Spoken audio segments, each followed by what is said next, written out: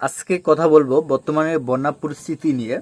বর্তমানে যে 22-এ হয়েছিল মূলত সিলেটের ভয়াবহ বন্যা, এবং 2024 সালে আবারও কিন্তু বাংলাদেশ এবং ভারতের যে বাঁধটি রয়েছে সে বাঁধটি খুলে দেওয়ার কারণে প্রচুর পরিমাণে কিন্তু পানি বাংলাদেশের দিকে বন্যা আকারে আর কি ধেয়ে আসতেছে আর কি, বাতাসে পানিগুলো নিয়ে আসতেছে।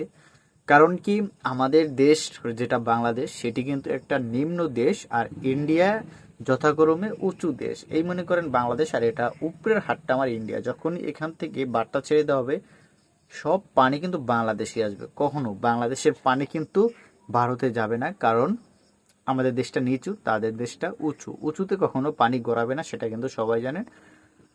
যে কারণে তারা এই সুযোগটা নিয়েছে, এবং একই সাথে বাংলাদেশের আনুমানিক 45টা নদী বা সাগর, এর মধ্যে 45টা নদী বাংলাদেশ এবং ভারতের সাথে মিলেছে, যার মধ্যে কিন্তু 30টারই বাঁধ নির্মাণ করেছে ভারত।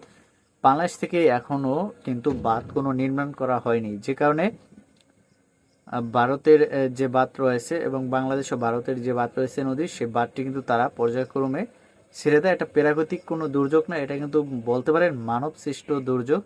কারণ এগুলো কিন্তু রাজনীতির ছলা কৌশল ধরেই কিন্তু এই কাজগুলো করে যাচ্ছে বরাবরের মতো ইন্ডিয়া।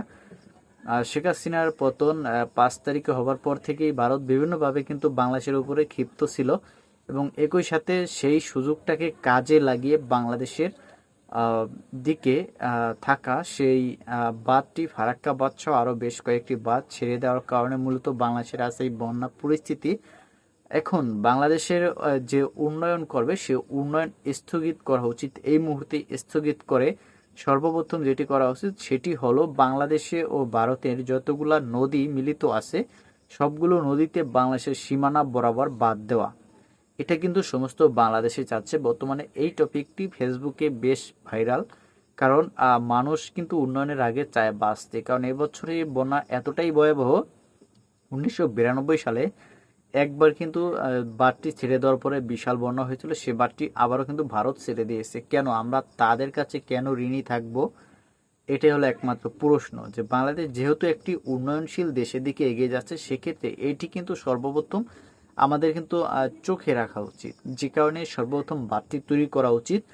যেহেতু ইয়াং জেনারেশনের মধ্যে সমন্বয়ক কিন্তু 2জন গেছে, সেক্ষেত্রে অবশ্যই তাদেরকে অনুরোধ করব, তারা যদি চায় তাহলে কিন্তু অবশ্যই হবে, এবং এই বাঁধটি খুব দ্রুত নির্মাণ করার জন্য অনুরোধ থাকছে তাদের প্রতি, সমস্ত বাংলাদেশের মানুষের পক্ষে থেকে। কারণ বাংলাদেশের মানুষ উন্নয়নের আগে চায় বেঁচে থাকতে, কারণ আমরা খেটে খাওয়া মানুষ, খেটে খেয়ে বেশ বাঁচতে পারবো, কিন্তু পানিতে যদি আমাদের জমি বাড়িঘর সব কিছু তলিয়ে যায় তাহলে কিন্তু সেটা কোনোভাবেই সম্ভব না।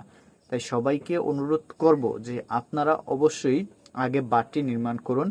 আমরা যে কোনো কিছুর বিনিময়ে কিন্তু আমরা এই বাংলাদেশ ও ভারতের নদীগুলোর বাঁধ নির্মাণ করতে চাই। দরকার হয় আপনারা নির্দিষ্ট পরিমাণে একটা ভ্যাট প্রতিটি ফ্যামিলি থেকে উঠান।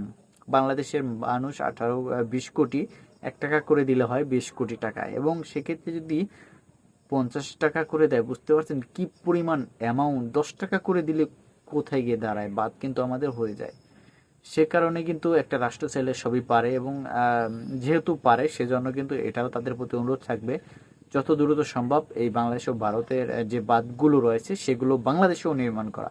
কেন আমরা তাদের কাছ থেকে পিছিয়ে থাকবো? ঠিক আছে। তো আমার বক্তব্যের মাঝে কোনো যদি ভুল ত্রুটি থাকে সেটি সবাই ক্ষমার দৃষ্টিতে দেখবেন, আর মতামত অবশ্যই কমেন্টে জানাবেন। আজকের এই ভিডিওটি আমি বেশি বড় করব না, এখানেই শেষ করে দেব। সবাই ভালো থাকবেন, সুস্থ থাকবেন, বন্যায় যারা ক্ষতিগ্রস্ত হয়েছে তাদের পাশে থাকবেন। ধন্যবাদ সবাইকে। আসসালামু আলাইকুম রহমতুল্লাহি ওয়া বারাকাতুহু।